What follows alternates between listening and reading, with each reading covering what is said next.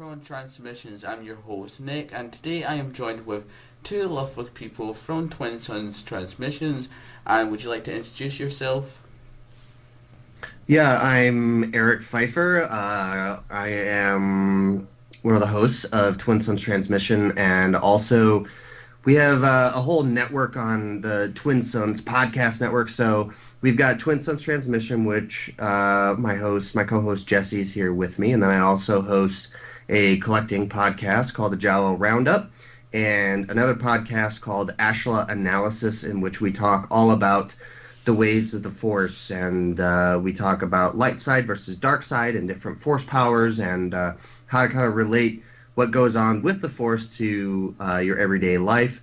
I also have a huge Star Wars collection, and I used to have a party every year called PfeifferCon, in which I'd invite friends and family over to come see it. Pfeiffer is my last name, so I just added con at the end to kind of make it, like a convention type thing. So I would have people over and friends and family. We actually had Tom Kane, the voice of Yoda, and Tim Rose, who plays Admiral Akbar in Return of the Jedi and The Force Awakens. They both came over, and we had a good time. So just been a Star Wars fan for 22 years now, about. And I'm Jessie, and I'm relatively new to the whole podcasting game. I just started with Twin Suns Transmission in August, about. Me and Eric met in college and became really good friends, and he kind of got me back into Star Wars. I had always, known about Star Wars and watched Star Wars when I was a kid, but it just kind of fell off the map for me for a while until I met Eric and just got increasingly more into it over the years, and now here I am in full-blown obsession mode and loving every second of it. If you want to spend time with me, you have to be into Star Wars. I mean, right. It's kind of it's a requirement. You just adopt it. Yeah. So today we'll be talking about Star Wars Rebels, Star Wars Rogue One, and Episode 8, and also Plus 2, the Obi-Wan Kenobi film that has been rumoured to actually come out either 2020, which is another Disney has planned for a movie then. So we'll be talking about that. But first off, we'll be talking about 0 Hour, the Star Wars Rebels Season 3 final. Now, me and Patrick and also Amadon have already done a review on it, but we're going to let Jesse and Eric talk about that today and what their thoughts are about the last episode of Season 3. So would you guys like to start off with that? Sure. Jesse, I'll have you go first, actually, with this. For Star Wars episode... The Season 3.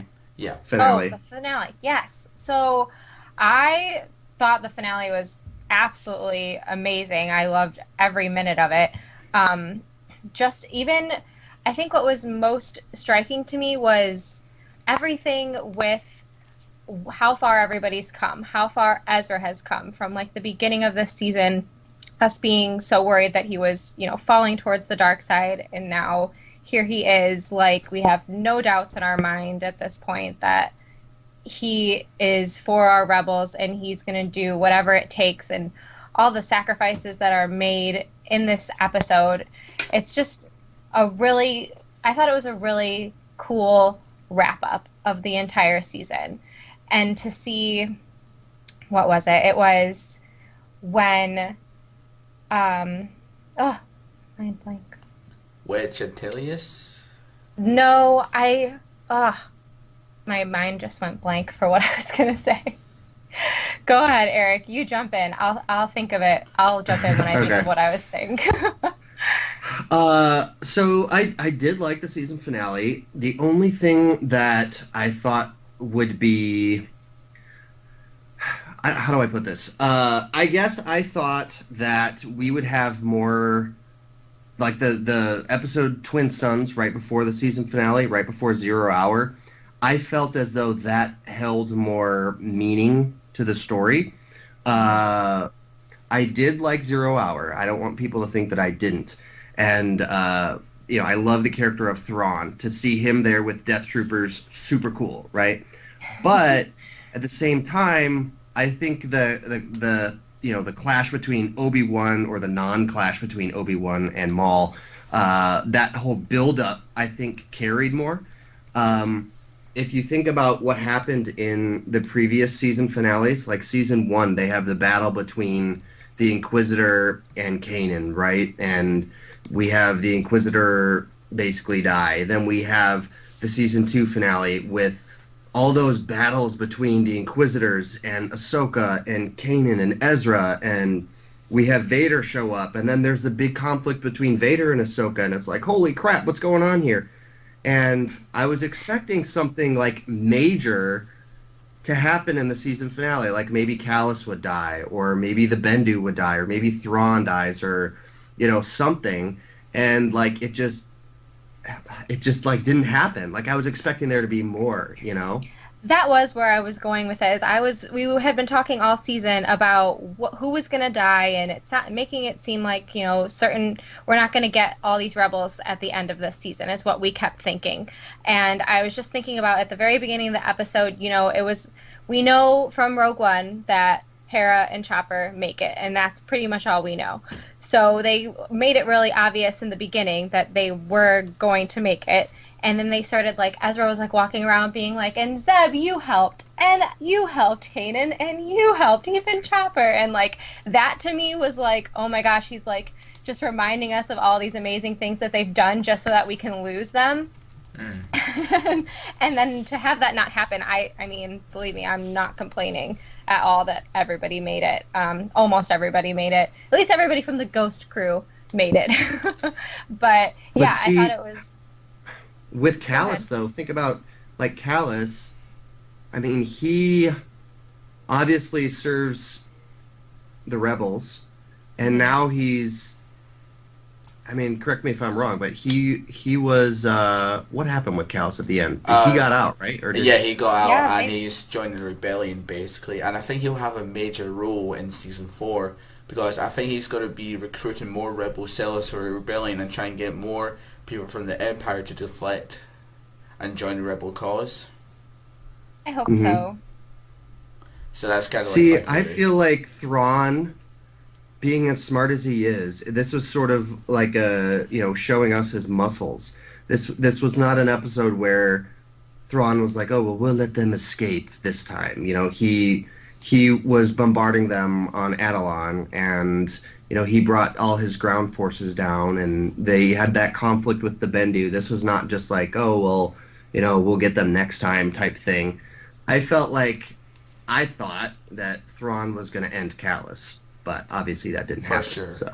I think that Agent Callus will definitely die in Season 4, along with Kanan and Ezra, because as we know in every Star Wars movie, along with a Jedi and apprentice, a master always dies, and then the apprentice becomes a master.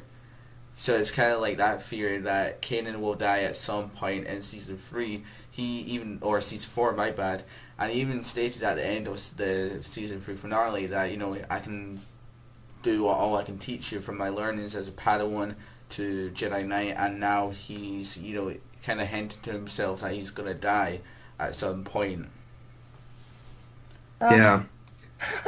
Well, we obviously know that they can't all survive. What I did like also about this season finale is that we had the return of Sabine to bring her back. I mean, for sure. I felt like we would see her again. It wasn't going to be like one of those things where she wasn't going to be involved in the story anymore, but it was great to actually see her help out her rebel family again.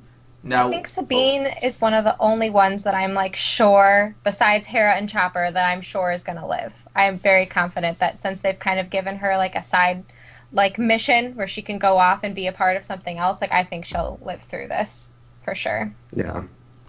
Now, we did get a concept art for Star Wars Rebels Season 4, which shows a bunch of Mandalorian helmets on the ground with a bunch of smoke.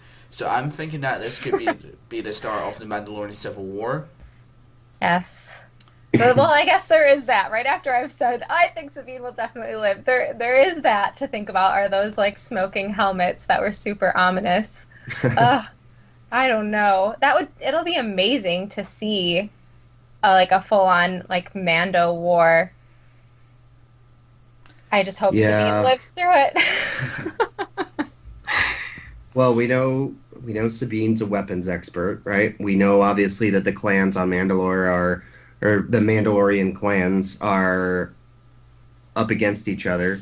the Gar Saxon followers against the Wrens and everything. So it could turn into a major scale war. We'll see.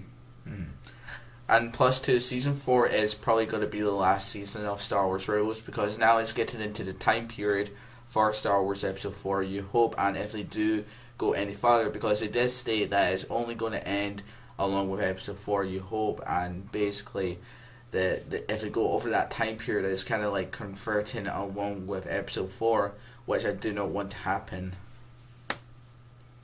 Yeah. I think they'll lead us right up to Rogue One. Maybe they'll just like explain like, you know, how, because we do see the ghost in Rogue One, so maybe they'll just kind of like get us to the point where they talk about, okay, we're gonna do this whole stealing the Death Star plan thing. We're gonna do it. We're gonna be a part of it, and then just like drop off there. That's what I'm thinking. Yeah, I just think the world is all about making money, and Disney loves to make money. So it's all going to be about how can we make money. You know, if the story, we could lead the story up to Episode 4. Okay, we could also have Rebels lead through Rogue One and have it be from Hera's point of view. You know, we could have the battle over Scarif in Rebels from Hera's point of view on the Ghost or something like that. That would be really awesome. Because it explains, you know, how Hera feels about losing the other members of the Ghost Crew, like Kanan and Ezra. Now, as we all know, that Kanan is Hera's loved one. Because, you know, they hinted that in the show, and, you know, Disney doesn't want them to actually show that on the show. But you can kind of tell from hints and there that they're married or something like that. Something, right. Definitely. Especially after this past episode where, like, she thinks he could be dead, and she's like, just come back, love. Like, I was like, oh, yes, you guys are for sure together. Yep. You have to be. Well, even right before Kanan got blinded, you know, with them, Ezra and Kanan and Ahsoka leaving to go to Malachor, that whole goodbye, you know, you could tell. Right. You could tell there's something going on there. Mm-hmm. And plus, too, as well, we get a hint that Hera might be actually losing Kanan along with his blindness. Or basically, like, we all know that Kanan might die eventually, and, you know, Hera does not want to see her loved one die. And I think that's what's going to make, you know, Hera kill Thrawn if anything does happen to Kanan. If, like, Thrawn does kill Kanan. Or something along those lines. I think Captain Syndulla's in the wrong position if she is not willing to accept that her loved ones will not always make it. You know, I think being in a military position now, she has to start accepting that, and I think it will be hard on her if she has to watch him die or, you know, something like that, but you know, while she may care for Kanan more than she cares for anybody else on the crew, you know, I've heard people refer to Hera as Space Mom. She's that mom of the family, right? I mean, we have Ezra, Sabine, Kanan, Zeb, Chopper. She cares a lot for all of them, and so I think no matter what happens, when members of the Ghost Crew start going, it's going to be hard on Hera. Mm-hmm. Mm-hmm. Now, what really want to happen in Star Wars Rebels, as we're talking about Rogue One here, that what happened to the Ghost Crew after the Battle of Scarif, because we did not see them actually leave the battle after when, you know, Darth Vader's ship just comes in and rams every ship there is, and stopping them in Rogue One. That was my favorite scene of all time. But that's the theory. I think that they got destroyed along with other ships as well in Scarif. Do you think they did? I think so, because, you know, it's a possibility. Mm-hmm. And I think that's our biggest theory out there on what happened to the Ghost Crew in Rogue One, because we did see them, like, flying past Admiral Akbar's ship, and it's just like, did they get killed by a TIE fighter, or did they get killed by the Star Destroyer, or anything, or could they just retreated overall because that was not their battle that they're willing to face? I always like to think that we at least get one survivor. We at least should get to have one. Just because we don't see Hera or Chopper or anyone else in the originals doesn't necessarily mean that they're not there. So I think for me, I just like to hold in my heart that they got to live and make it through all the way. I hope we do get to find out what happened to Ahsoka Tano, because they have not explained anything yet about what happened to us. So there is going to be a Ahsoka Day at Star Wars Celebration, so maybe we may get something from there. That would be amazing. Ahsoka's my favorite character of all Star Wars time. So I know we were kind of left with Dave Filoni saying in a past panel that he wasn't done with Ahsoka. So I hope we get. It would be really cool to get her back in Rebels in some shape or form, but I would just be happy with her, any sort of way. If they gave us a comic that continued what happened after that last episode of season 2, that I would even be happy with that. But I don't know if we'll see her in Rebels again for sure or not. Or maybe a standalone Ahsoka film. Now that would be awesome, like a live action Ahsoka Tano film. And it just continues from Mandalore, and then it shows how she survives all the way through and how she actually does live after when she discovers that Anakin is Darth Vader. I'd be down for anything Ahsoka. What do you think, Eric?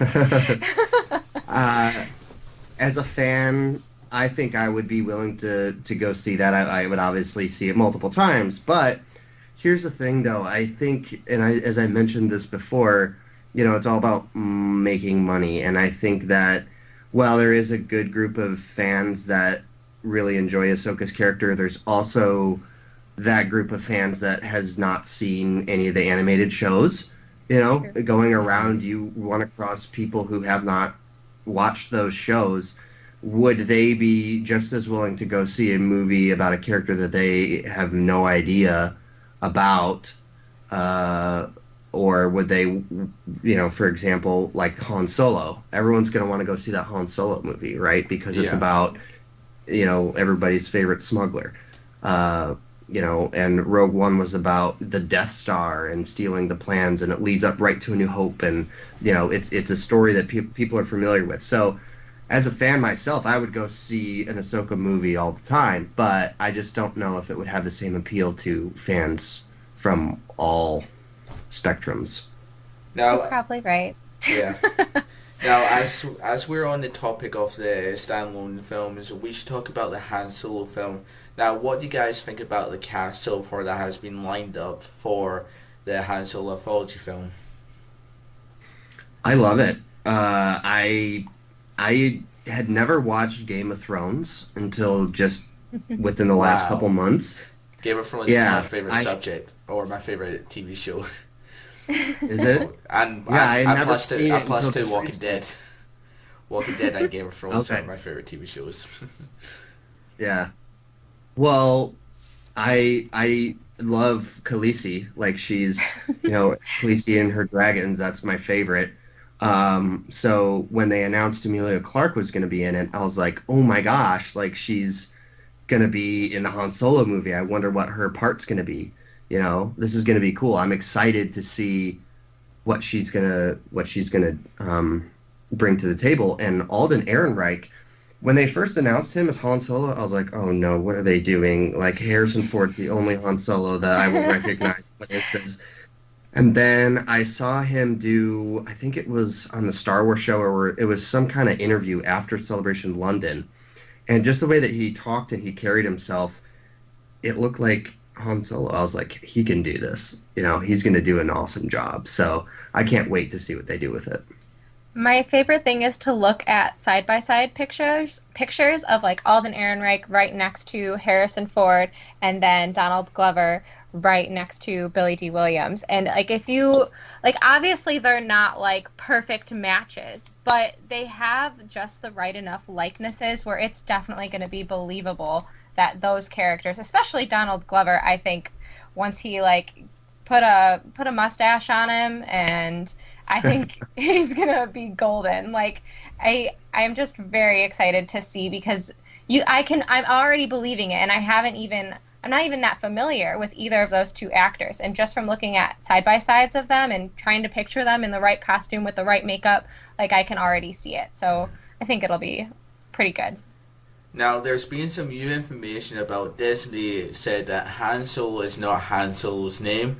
So it looks like that they're going to explore the origin story of Han Solo. Maybe like it starts from when he's 18 and it shows how he gets a Millennium Falcon and how he gets his name Han Solo. So maybe he had a name before. And the actor who plays Daenerys Targaryen on Game of Thrones, she could be Han Solo's wife before Princess Leia, or maybe Han Solo's sister.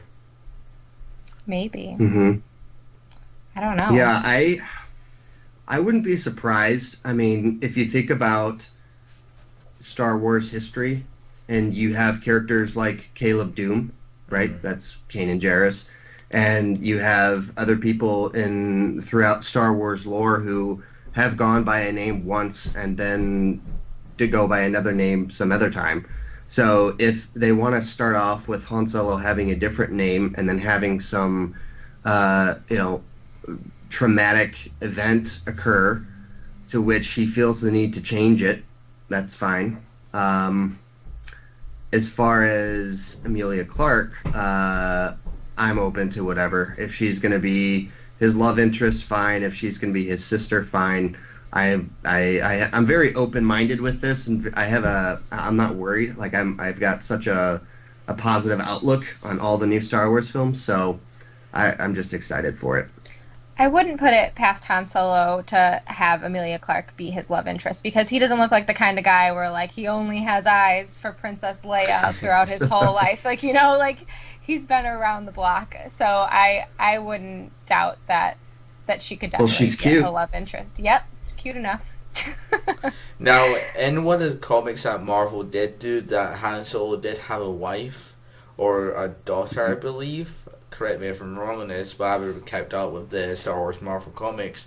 But I explained that Han Solo did have a wife before Princess Leia, so it's kind of possible that Disney will make this actually happen before Han Solo meets Princess Leia. Yeah, that's one thing that, after talking to people who work for the company, work for Lucasfilm and everything, like there's a reason why everything happens, and they like to leave things open-ended. That way it gives them freedom for something to happen later or whatever. So when you're talking about, like the fate of the Ghost Crew during the battle over Scarif, we don't necessarily see the ghost explode, but that I don't think that we're meant to think that they're dead. Like, I think that if they wanted us to know that they were dead, we would have seen that. You know what I mean? So as far as, Han Solo's wife and things like that, if they want us to know that it's the same person, they'll show it totally. And same thing with, like, Darth Maul. That dude got cut in half and lived. And it wasn't until they showed him on the ground in the sand with Obi-Wan closing his eyeballs that we knew that he was actually gone. Yeah. So. And you never know. He could still come back. Oh, to haunt Obi-Wan as a Force ghost. Mm-hmm. So our next topic we'll be moving on to is an Obi-Wan standalone film. Now, in recent news, there's been a lot of rumors that Obi-Wan standalone film could be making an appearance in 2030 or 2020, I believe they said, for the next Star Wars standalone after Episode 9. Now, I hope we do get something brand new from Star Wars Celebration about this, that we get to see a sneak peek of Ewan McGregor attending Star Wars Celebration on one of the panels, what he's on, and he explains that, I'm making a Star Wars Obi-Wan Kenobi film, which is going to be set before or after Revenge of the Sith, and into, A New Hope. Now, I hope we do get to see Qui-Gon Jinn in this as well, like talking to Obi-Wan as a Force ghost from a certain point of view, as Obi-Wan always said. That would be kind of awesome. So, what are your guys' thoughts about that? Well, I think So here's my thoughts on the character of Obi-Wan, and I know Jesse's probably going to start laughing at me, but I am such an Anakin fan. Like as a young kid, as I grew up, I was 9 years old when Episode 1 came out, and 9 years old is the same age as Anakin was in The Phantom Menace. So watching that, understanding that this kid was made fun of, nobody believed in this kid, unfortunately I connected a lot with that kid. And it was something that growing up as a fan, I sort of grew up with the story of Anakin throughout the Clone Wars that we saw and things like that, So I connected more with his character more so than Obi-Wan. Having said that, I love Obi-Wan's character. I will side with Anakin no matter what, just because I think his story is more relatable to me.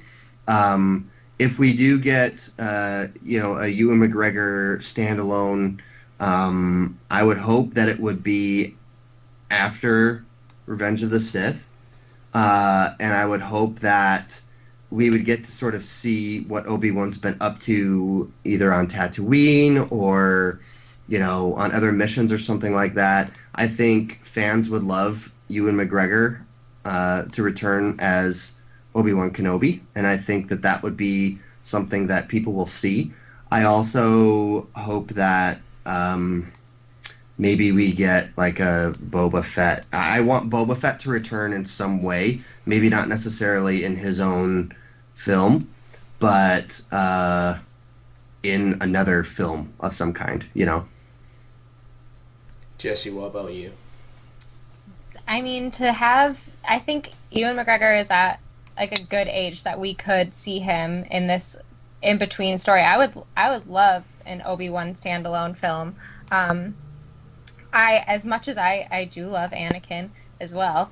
They have such an interesting relationship. I'd like to hear more about how he felt right after Revenge of the Sith and what everything that he had to go through to get to where he is and where we find him on Tatooine and everything that happens there between. I mean, at least now we have some story with him and Darth Maul in that location, but that would be cool to have more in between of what's been going on there. So I'm all for an Obi-Wan standalone for sure. I think that if you're going to have an Obi-Wan Kenobi standalone film, that the time period that makes sense is between Revenge of the Sith and A New Hope. I think that's the time period that you have to hit, especially if Ewan McGregor is going to play Obi-Wan. We have seen some stories like that book Kenobi that takes place during that time period, but I'm pretty sure that's considered Legends now, right? I mean, that was before the Disney buyout. Mm-hmm. Mm-hmm. So they have freedom to change the story. Oh yeah, for sure. I think that's all the topics that I have for you guys and to talk about in this podcast. So would you guys like to end it here? Sure, whenever. Alright, you let us know. Thank you very much for joining Twin Suns Transmissions, and thank you for watching from Holocron Transmissions. I cannot talk anymore. But, today's been a really good day, and it's been a fun time doing this with you guys, and hope to see you again in the future as well for a future podcast. We actually have a website, and we have blogs and news and things on there, as well as our podcast, all of our podcasts called www.twinsunsoutpost.com. And then we have social media pages on Facebook, Twin Suns Outpost. And then we also have Twitter. Jesse, what's our Twitter handle? It's at TwinSunsPodcast. Alright, so thank you very much for watching, guys. And don't forget, may the Force be with you always.